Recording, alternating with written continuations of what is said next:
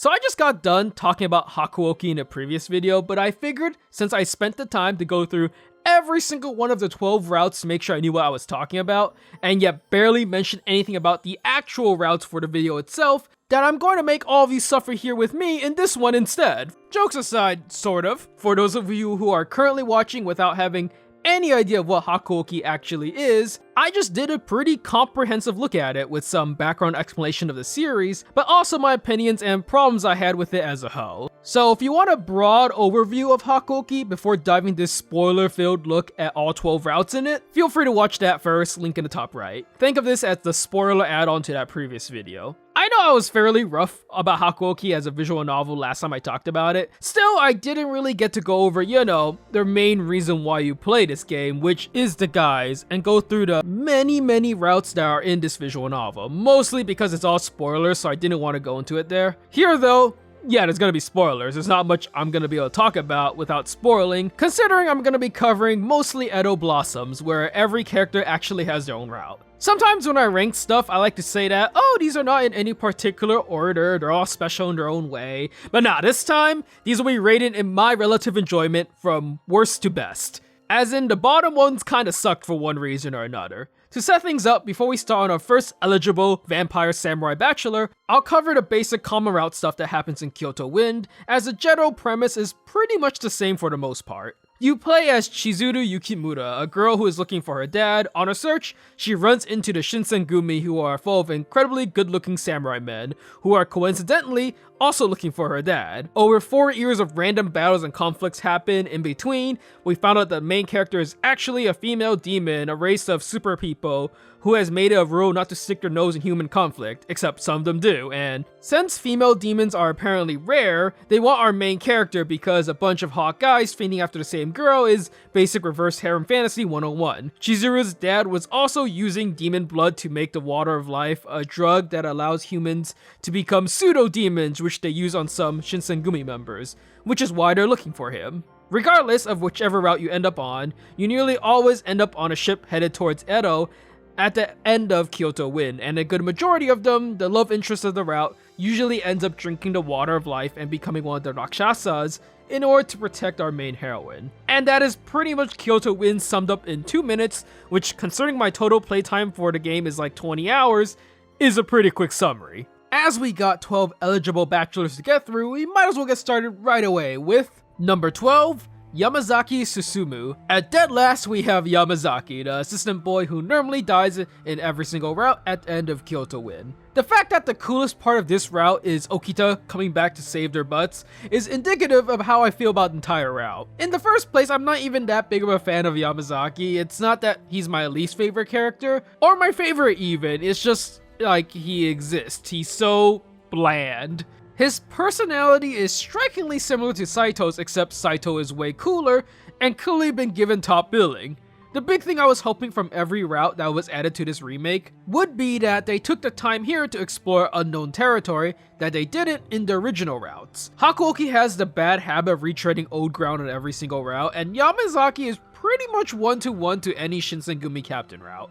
I feel like all the best parts of the route is attributed not even to Yamazaki himself. Shikage, Okita all have scenes that are more interesting with them in it than Yamazaki, which I guess is probably more representative of his status as a supporting cast member. At number 11, we have Okita Soji. In every other route for Hakuoki, you always get the fact that Okita is pretty dang sick and dying of tuberculosis, as historically that's how Okita ended up dying. As is obvious from this little tidbit, you don't see much of Okita in all of the other routes because he usually just passes away during the chapter transition. So imagine now that instead of doing whatever the heck Chizuru normally does, she instead spends 90% of the route sitting by his bedside, and that's Okita's route in a nutshell. Yes, they do kind of tackle Okita's insanely yandere fascination with Kondo, and him coming to terms with his illness and his powerlessness to help the Shinsengumi, even though he takes the water of life and becomes a Rakshasa. With that said, it doesn't change the fact that it feels like absolutely nothing happens in the entire route. It's a route that banks on the fact that you like Okita Soji and pretty much nothing else. But I mean, to be fair, I like Okita a tad bit more than some of the other characters here, so that's why he isn't last. Kodo gets top billing as the main villain in this one, but Kodo is a terrible villain, so that's not exactly a plus. Next up, at number 10, we have Iba Hachiro. Hachiro gets the role of the childhood friend, even though we barely see him normally throughout most of the other routes. And you would imagine a route where the main love interest gets a sick demon arm would be a pretty dang cool route. Yet somehow, I spent the entire time thinking what a pile of BS this entire route was. Hachiro spends the entirety of the route conflicted and in pain over his demon arm, and somehow all of it gets magically resolved with the power of love. Which doesn't help that we also have Senhime here, proclaiming pretty much those exact same words over and over, how the power of love can resolve literally everything, even if it means making some absolutely terrible decisions. This route is so sweet I got a cavity just looking at it, which I mean, if that's something you're looking forward to, then yeah, I guess it's a good route. Senhime manages to be the second most important character in the route, yet I feel like she does absolutely nothing in it. At number 9, we have Nagakura Shinpachi. Ah yes, the muscle idiot Shinpachi, which is weird to say considering thanks to Gintama, every time I say Shinpachi I think of Glasses Boy. Anywho, what to say about this route? The first thing you might imagine that would make Shinpachi's route unique would be his experiences in the Saikyo Corps that he goes to, since it is mentioned in every single route as a major event, except for the fact that even in Shinpachi's route, when you are actually at that location, the new group isn't mentioned at all. The main commander Haga, who is Shinpachi's friend supposedly, doesn't even have a character graphic, doesn't even talk, and it's just mentioned once during a chapter transition. Maybe it's the fact that Amagiri shows up then, as he doesn't really do anything in the other routes, except he appears once to berate Shinpachi and that's about it.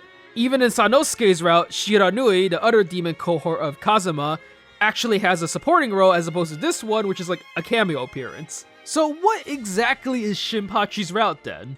The main theme of Shinpachi's route is actually about his regret upon becoming a Rakshasa, because he's the first and foremost opposition towards the serum but ends up taking it to protect Shizuru.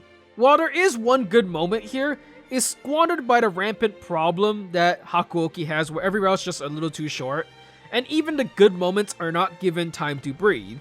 When Shinpachi is at his lowest and secludes himself in a random abandoned house he found, where Chizuru has to take care of even his basic needs, we as a reader know that this is the scene where we watch him bounce back, where he finally breaks free from all the baggage holding him down throughout the entirety of his route.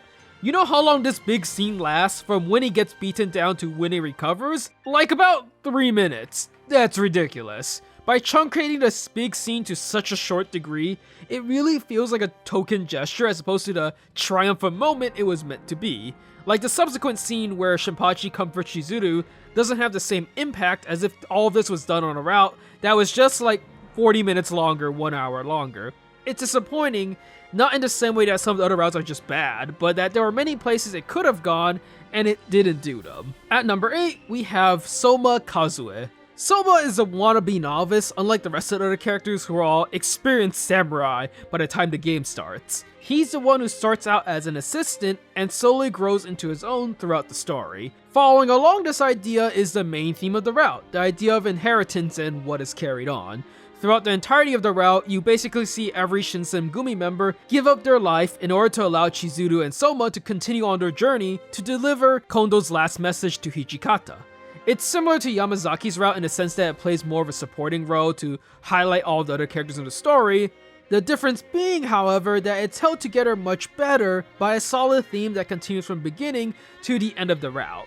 Still, the reason why it doesn't rank any higher is that the sacrifices themselves aren't that exciting, and at some point, it feels like just a checklist of going down every single character one by one.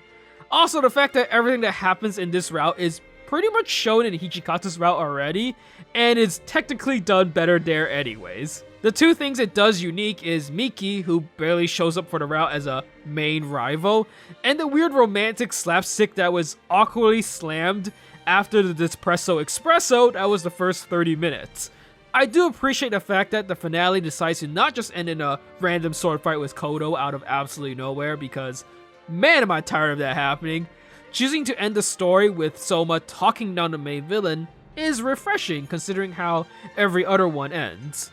At number 7, we have Sannon Keisuke.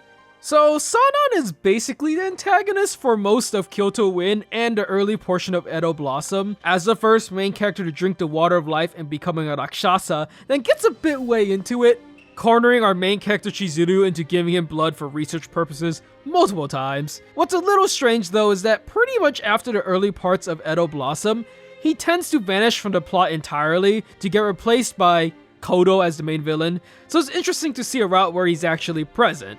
Personally, I'm not a fan of Sannon. He's supposed to be the smart guy of the group whom you're never sure which side he's on, who may speak politely while bad-mouthing you to your face, but again, I don't care for that personality type. Still, his route does get to go in a few places that isn't explored as much in other ones, and his surprise team up with Kodo to be the big baddie for a while is a decent reveal, which later ends up with the classic payoff where he is only pretending to be on his side, tricking everyone so that he could beat them in the end, showing how smart he is. It's one of the more solid finales compared to some of the other ones present in Hakuoki. Seeing Sannon's resolve to better the plight of the other Shinsengumi Rakshasas is actually a good setup for why he was so driven to do all the things he did in other routes. I do find it funny how even though nearly every other route they end up checking Shizuru's old home for information about Kodo's research, Sannon is the only one to actually notice that Kodo hid all of his research notes in the floorboard. Considering I watched about 8 other guys struggle with the task, it gave me a good laugh. I mean, on one hand, I guess it's supposed to be like, wow, Sannon's so smart, but on the other hand, it kind of makes everyone else look really dumb. Here at number 6, we have Harada Sanosuke, the happy mood maker, smooth talker who gets all the ladies.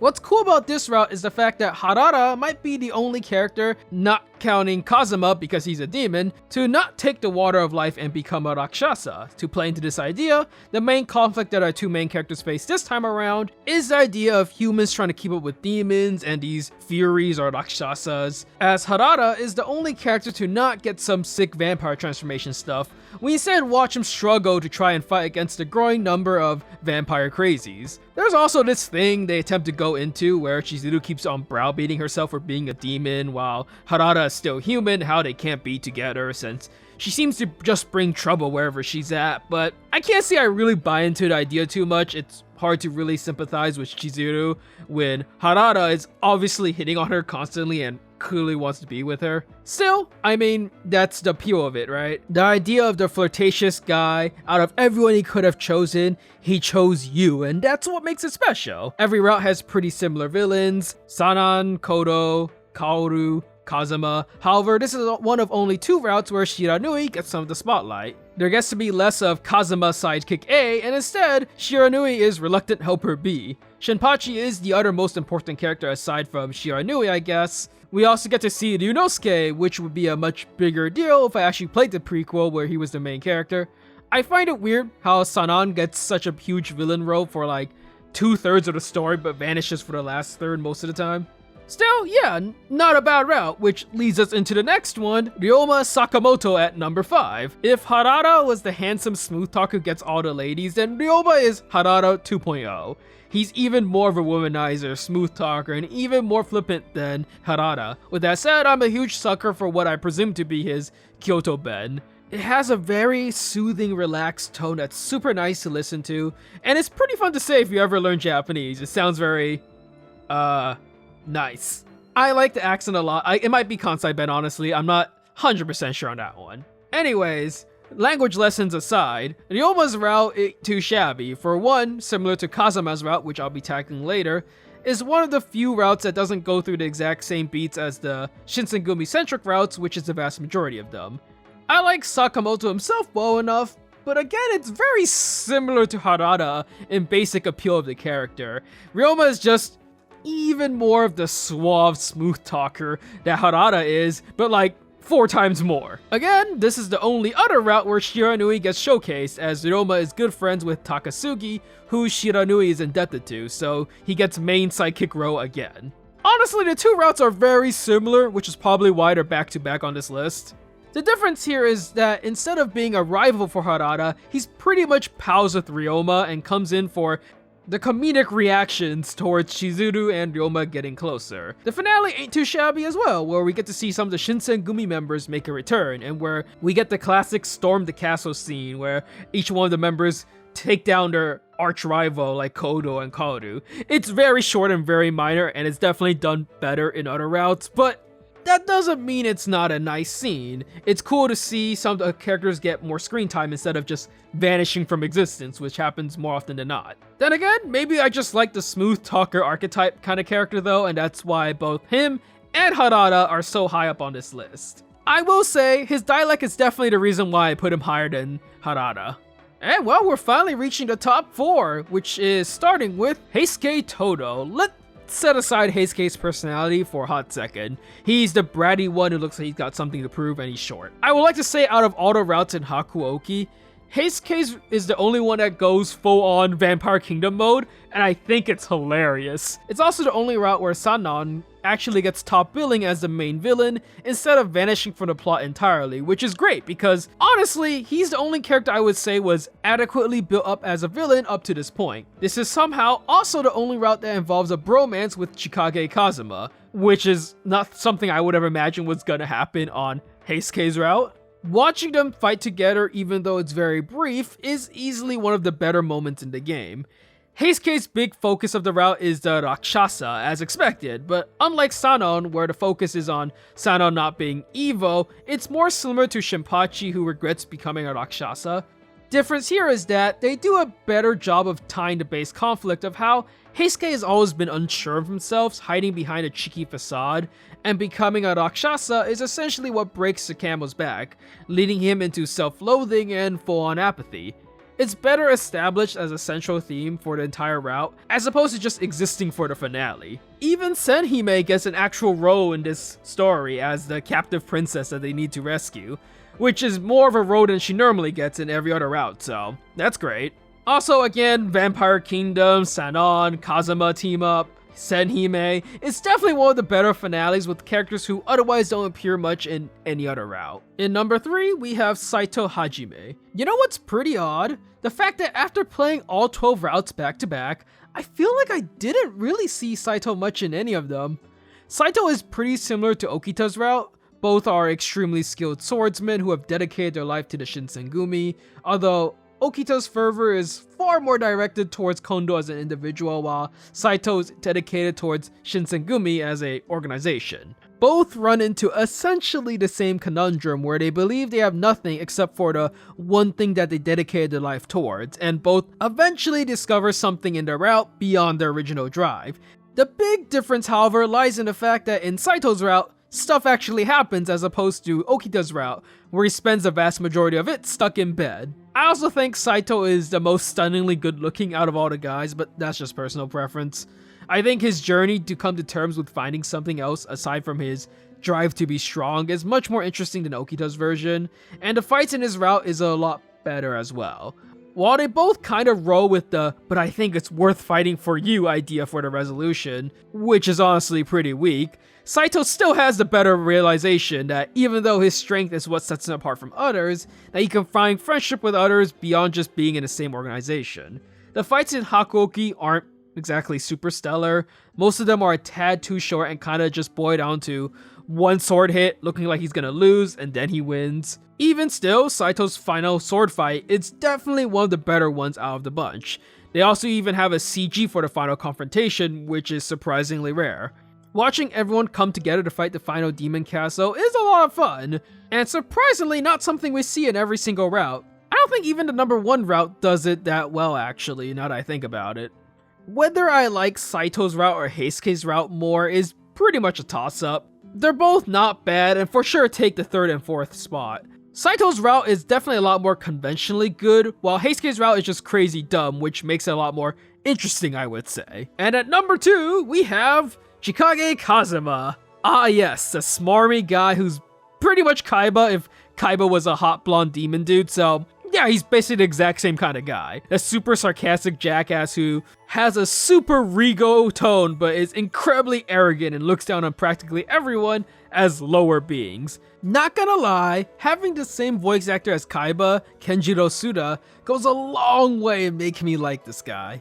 While every route in Hakuoki feels like a spin-off from the number 1 route, which at this point is pretty obviously Hijikata's, Kazuma's route actually feels like it's trying to tell a different story. I think there is an argument to be had that Saito's route or Heisuke's route might be a little better than Kazuma's in some places, but I think having a story that is so drastically different from the other 11 is enough to set Kazuma's apart. Watching the events of the Shinsengumi as a third party, as opposed to being in the thick of things and rewatching the same events over and over and over, is very refreshing. Even Kodo gets a bit more development than usual on this route. Not that much, but normally he gets like 0, so it's better than nothing. Learning about what exactly are the demons, which are a major part of the game, it's all super fascinating, especially considering we barely dive into them in other routes. Demons are normally just seen as the evil fourth party group that forces Chizuru to stick by the Shinsengumi in fear of kidnapping, but learning how they are actually a persecuted group that has isolated themselves from humanity to protect themselves makes them a tad bit more interesting and gives them a little bit more depth. Now, if you watched any sort of superhero mutant kind of story where humanity is the majority and these special beings are the minority, none of this should come to any surprise as it's a very common plot point, but still, that doesn't mean I can't compliment them for including it as part of the setting. Also, I mean, if we're talking about the whole dynamic of having a character who normally would never settle down with anybody like Ryoma, Kazuma is way better in the sense of it's never gonna happen. Like this arrogant dick falling for anybody for Rio? That's the sort of thing that makes you feel super special.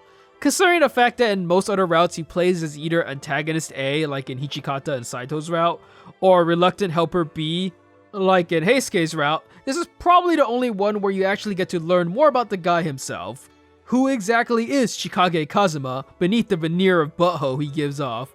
What lies beneath his extreme sense of pride, and where does it come from? What drives him to do all the things that he does? Also, God, Kazuma's voice is amazing. It really helps paint the picture of him as an arrogant asshole. And finally, at first place, to the surprise of absolutely nobody, is Hijikata Toshizo as the best route in Hakuoki. I mentioned this already in the previous video I did, talking about Hakuoki as a whole, but it's pretty obvious that Hijikata is the main character of Hakuoki. All the promotional material for the game features him front and center. In most of the official artwork, he's the main headliner.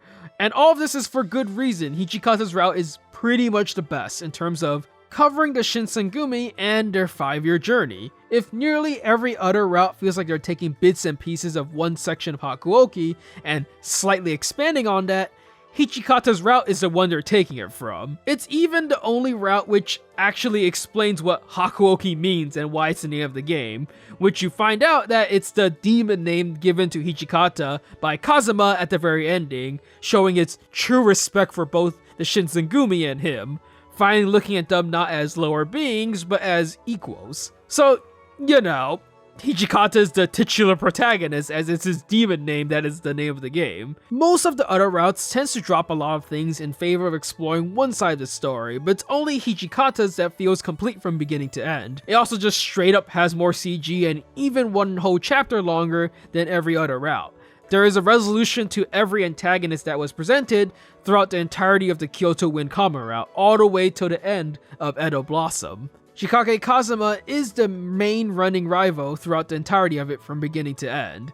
Sannon, who usually vanishes from the plot after 1/3 through Edo Blossom, is actually present throughout the entirety of the story, and all the setup of him being a secondary antagonist pays off when he reveals his steadfast loyalty to the Shinsengumi at the 11th hour, cornering Kodo together with Heisuke and Hijikata after pretending to be on his side, so pretty much the same as the finale in his own route.